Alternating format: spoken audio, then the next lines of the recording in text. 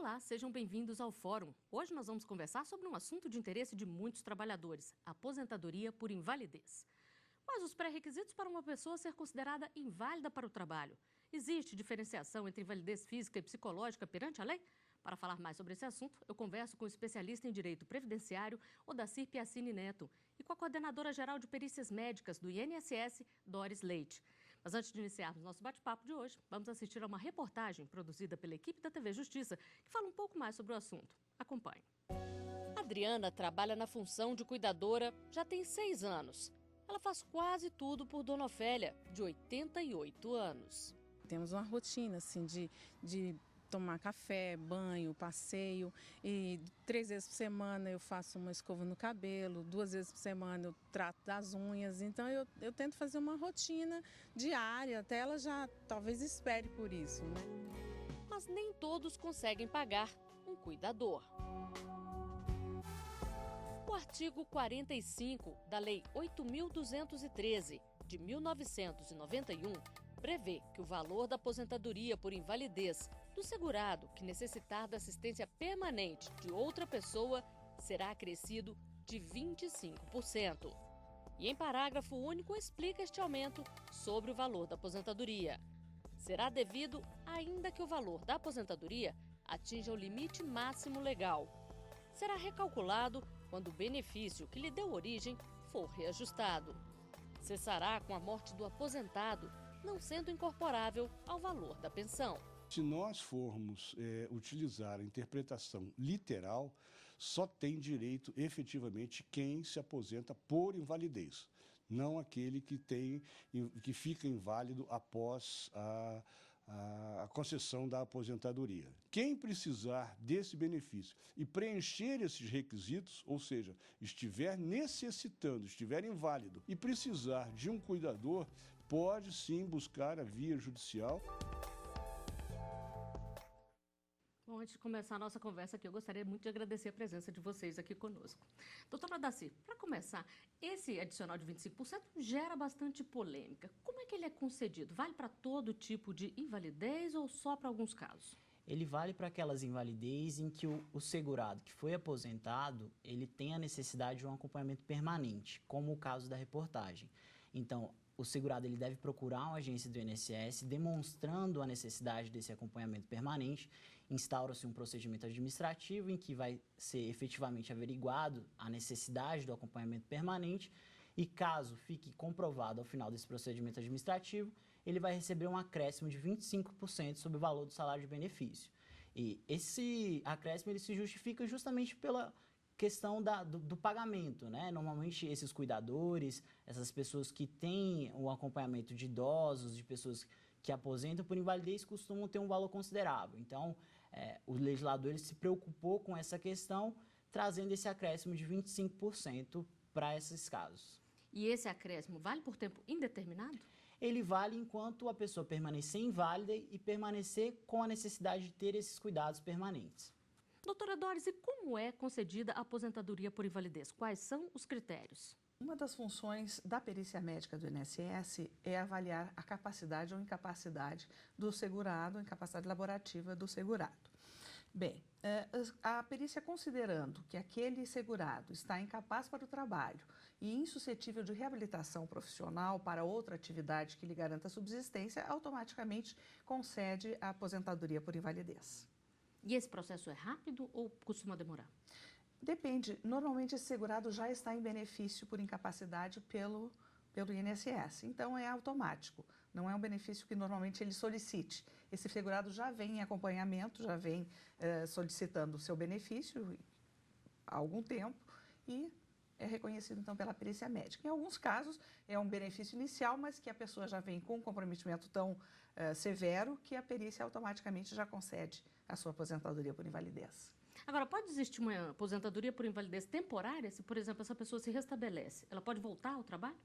É interessante essa sua pergunta, porque, por exemplo, se nós pensarmos no problema da AIDS alguns anos atrás, na década de 90, a AIDS era uma doença que levava ao óbito rapidamente. Então, naquela época, se sabia que quem era o portador do vírus da AIDS, quem tinha a doença, ele evoluía rapidamente para o óbito. Então, nesses casos, a perícia médica já concedia aposentadoria por invalidez.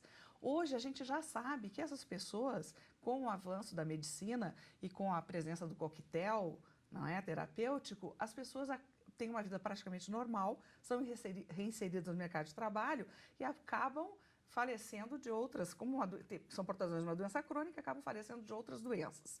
Então, a medicina é uma coisa muito, evolui muito rapidamente. Algumas doenças que anteriormente levavam ao óbito ou tinham desenlaces não tão favoráveis, de repente, né, num curto espaço de tempo, passam a ter prognósticos bem mais favoráveis. Então, uma doença que era, digamos, invalidante permanentemente, pode, de repente, passar a não ser mais. Então, nesses casos, poderá ser uma invalidez temporária. Pode até parecer um contrassenso, né? A pessoa ser aposentada por invalidez permanente e depois se reabilitar para o trabalho. A própria legislação que regula a aposentadoria por invalidez, ela tratou de cuidar disso. Ela estabelece que, num prazo de 5 anos, caso a pessoa esteja reabilitada e ela possa retornar à empresa nos termos da legislação trabalhista, o benefício vai cessar de forma imediata. Caso ela não possa retornar à empresa, ela ainda recebe o benefício por um período de 4 meses. E ela ainda trata também da questão da reabilitação parcial, ou ainda após esse período de 5 anos. É reabilitação parcial após o período de 5 anos, ou ainda para outra atividade que não aquela que ela exercia efetivamente anterior à aposentadoria. Nesse caso, o benefício ele vai cessando de forma gradativa. Os 6 primeiros meses ele recebe de forma integral, aí passados os novos 6 meses tem uma redução de 50%, e nos 6 meses subsequentes uma redução de 75% até quando ele cessa de vez. Então, existe, e a própria legislação já estabelece as possibilidades de reabilitação. Além disso, doutora Daci, também tem a previsão da revisão bienal na própria lei. Esse benefício deverá ser revisado de 2 em 2 anos. Só para a gente esclarecer, que o senhor falou de reabilitação parcial. Na prática, o que isso significa? A reabilitação parcial seria para uma atividade que ele não poderia desenvolver aquela atividade em específico, mas poderia desenvolver, por exemplo, ele é um servente, um pedreiro. Ele não pode desenvolver mais aquela atividade devido a uma limitação física, mas ele poderia fazer um trabalho administrativo dentro de uma secretaria, um trabalho mais intelectual ou alguma coisa nesse sentido, que não demande o esforço físico que ele exercia anteriormente. Quer dizer que a pessoa pode voltar a trabalhar então, mas aí ela perde a aposentadoria por invalidez ou ela continua, se ela se aposentou por invalidez num determinado serviço e não tem mais condições para aquele serviço? Havendo a reabilitação total e havendo a possibilidade dela retornar de imediato para a empresa, cessa o benefício. Caso não haja possibilidade de reingresso na empresa, ela ainda recebe por um período de 4 meses. No caso da reabilitação parcial, aí o benefício vai cessando de forma gradativa, conforme eu expliquei. Então, ela deixa de receber, sim, num futuro, em caso de reabilitação parcial. De forma gradativa, mas ela deixa de receber. Doutor Odacir, e qual que é a diferença na lei da aposentadoria por invalidez psicológica ou por invalidez por uma doença física? A lei ela não faz uma diferenciação propriamente dita. Se a pessoa se demonstrar que está efetivamente incapaz por uma doença psicológica ou por uma doença física, ela vai fazer jus ao benefício. A única diferenciação propriamente dita que tem é em relação à alienação mental, que o artigo 151 da Lei 8.213, que é a lei que regula a aposentadoria por invalidez, ele prevê que essa doença, alienação mental, ela não tem necessidade de carência para a concessão do benefício de aposentadoria por invalidez. Então, o segurado teria que demonstrar tão somente a qualidade de segurado, estar efetivamente trabalhando, e a alienação mental que ele é portador. Ele faria jus, nesse caso, à aposentadoria por invalidez. No mais, o segurado pode estar tanto fisicamente incapaz, como psicologicamente ele vai fazer jus ao benefício de aposentadoria por invalidez. Doutora Daci, vamos aproveitar então e explicar como é que funciona essa carência para aposentadoria por invalidez. A carência, ela nada mais é que a quantidade de contribuições que o segurado tem que ter vertido para a Previdência Social para requerer um benefício. Então, no caso da aposentadoria por invalidez, são 12 contribuições. Então, ele tem que contribuir durante 1 ano para poder pleitear o benefício de aposentadoria por invalidez. Salvo nos casos de doenças que têm previsão expressa na Lei 8.213, que são aquelas previstas no artigo 51, hanseníase, neoplasia maligna, alienação mental, essas doenças elas não exigem carência para a concessão do benefício de aposentadoria por invalidez. Então, para esses segurados, basta apenas demonstrar a efetiva doença que ele está submetido. Além disso, deve ser levado em consideração também a questão dos segurados especiais, que são os trabalhadores rurais. Para eles, não é exigida uma carência propriamente dita, eles não vertem nenhum tipo de contribuição para a Seguridade Social. Para pleitear a aposentadoria por invalidez, eles têm que demonstrar que durante aqueles 12 meses, eles têm que demonstrar 12 meses de efetivo exercício de atividade rural. Então, eles não contribuem para a Previdência, eles demonstram que estavam trabalhando no campo. Doutora Dói, só para a gente encerrar esse bloco aqui, a gente estava falando da diferença entre aposentadoria por invalidez psicológica ou por invalidez física. Existe diferença na hora de fazer o protocolo, de fazer o requerimento ao INSS? Nenhuma diferença. O procedimento é o mesmo, não há diferença nenhuma. A senhora falou aqui sobre doenças infecto-contagiosas, como a AIDS, por exemplo. Essas doenças alguma delas ainda leva à aposentadoria por invalidez? Qualquer doença pode levar à aposentadoria por invalidez, depende da sua severidade. Então, nós não estamos falando assim de doenças específicas, nós não temos um rol de doenças específicas que levem à aposentadoria por invalidez.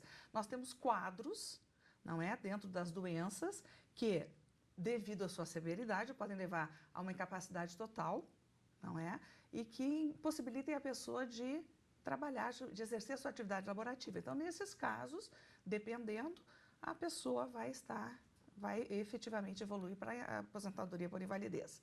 Pode ser uma cardiopatia, uma doença do coração, pode ser uma doença dos rins, nefropatia, ou pode ser uma doença infecto-contagiosa. Então, nós não temos um grupo de doenças que levam à aposentadoria por invalidez, mas quadros dentro das diferentes doenças que possam levar. Nós vamos fazer um pequeno intervalo e voltamos já com mais Fórum. Estamos de volta com o Fórum. No programa de hoje estamos falando sobre aposentadoria por invalidez. Doutora Dóis, vamos começar esse bloco então explicando o que a pessoa deve fazer se ela tem aposentadoria por invalidez negada e ela não concorda com essa negativa. Há um procedimento administrativo bem claro, que é o pedido de reconsideração. Na via administrativa existe, então, a possibilidade do pedido de reconsideração e o recurso à Junta de Recursos da Previdência Social. É só solicitar a Agência da Previdência e ela terá a possibilidade, então, de juntar novos elementos e solicitar esse tipo de benefício. Doutora Daci, na parte jurídica, o que a pessoa pode fazer? Indeferido o benefício perante o INSS, ela pode procurar um advogado ou ainda a Defensoria Pública, caso ela seja hipossuficiente, para que seja ingressado com ação no Judiciário ou no Juizado Especial Federal, a depender do valor que for concedido para ela no caso do benefício, ou na Justiça Federal Comum, pleiteando, nesse caso, o benefício. Então, se socorrer da via judicial, caso o benefício seja indeferido pelo INSS na via administrativa. Enquanto esse processo não chega ao final, se a pessoa volta ao trabalho, ela tem que aguardar em casa, como é que fica? Normalmente, as empresas elas não costumam aceitar de volta a pessoa que está incapaz efetivamente para o trabalho. Então, tem diversos segurados que acabam passando por dificuldades nesse período, porque a empresa se nega a receber ele de volta porque considera ele inapto. Ele vai ao INSS, o INSS, pela perícia, considera ele apto. Então, ele acaba ficando nesse limbo e muitas vezes depende de ajuda de terceiros até que seja proferida uma decisão definitiva no processo dele. E é comum, doutora Doris, acontecer esse tipo de divergência ou normalmente é um processo tranquilo?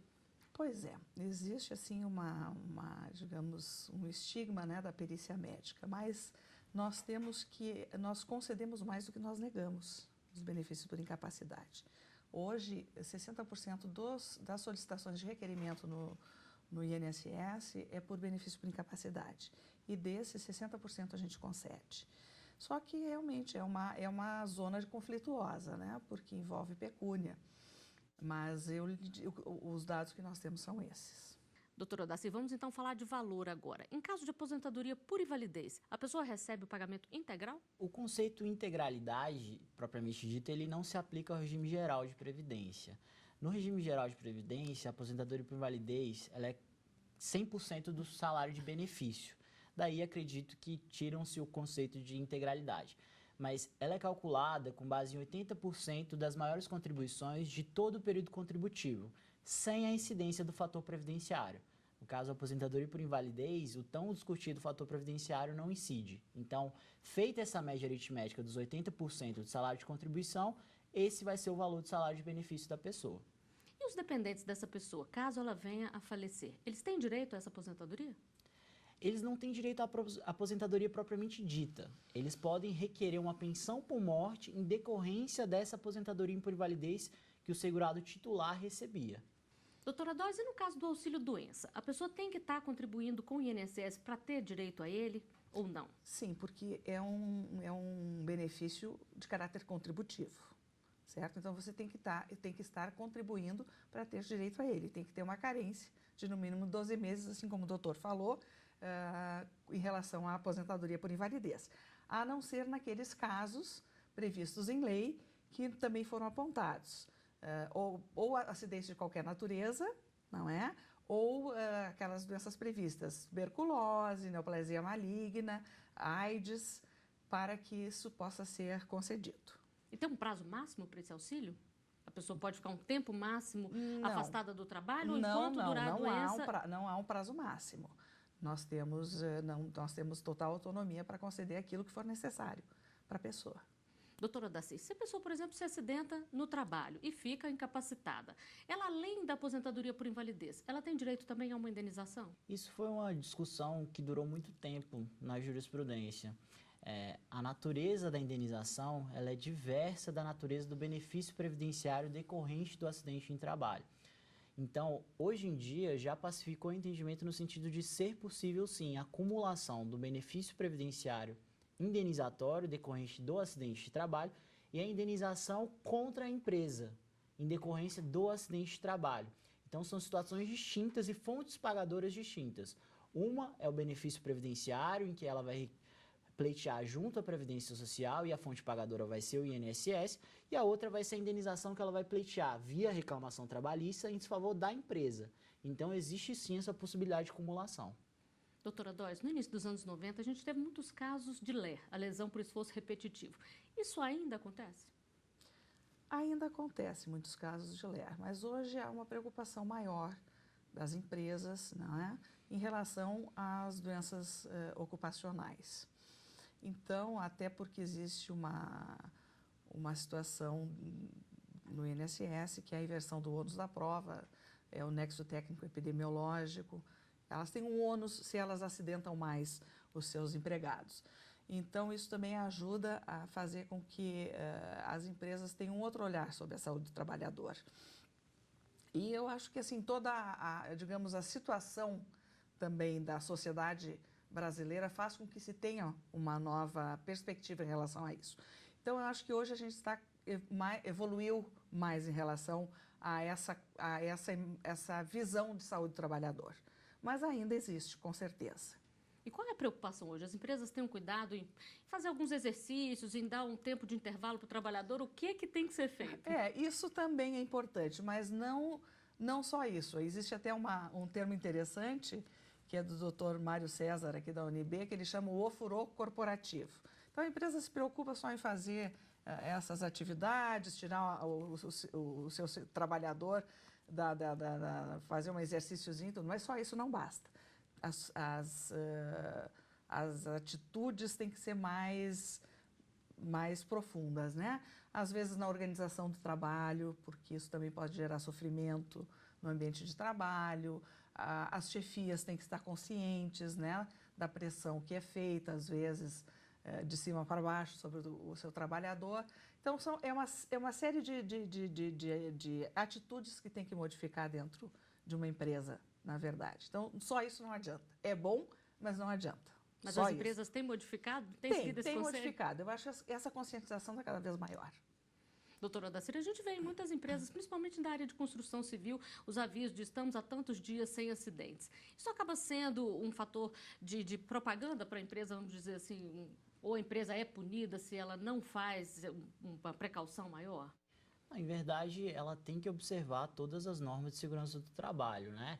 Simplesmente o fato dela colocar cartazes ou avisos que ela está cumprindo as normas de segurança do trabalho não é suficiente. Isso é uma obrigação. É uma obrigação dela e ela tem que efetivamente fiscalizar e cumprir. E como funciona no caso de doenças pré-existentes? A gente já falou aqui de carência, mas existem também as doenças pré-existentes. As doenças pré-existentes têm que levar em consideração se é uma incapacidade total, a pessoa ela não poderia efetivamente estar se filiando ao regime geral de previdência, porque ela não poderia desenvolver uma atividade laborativa e, nesse caso, não obteria qualidade de segurado, que é um dos requisitos necessários para a concessão do benefício de aposentadoria por invalidez.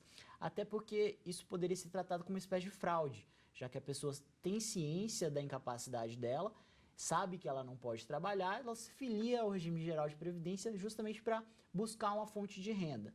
Então, se a doença é total e pré-existente, ela não vai fazer jus à aposentadoria por invalidez.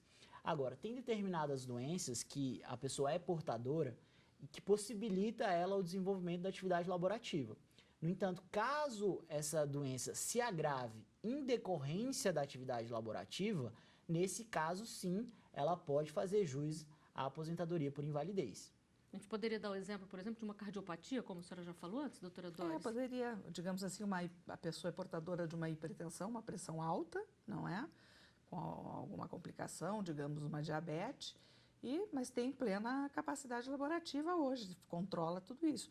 Mas com o evoluir do tempo, né, e da própria doença, ela se torna dali a algum prazo X incapaz de uma forma total para o trabalho.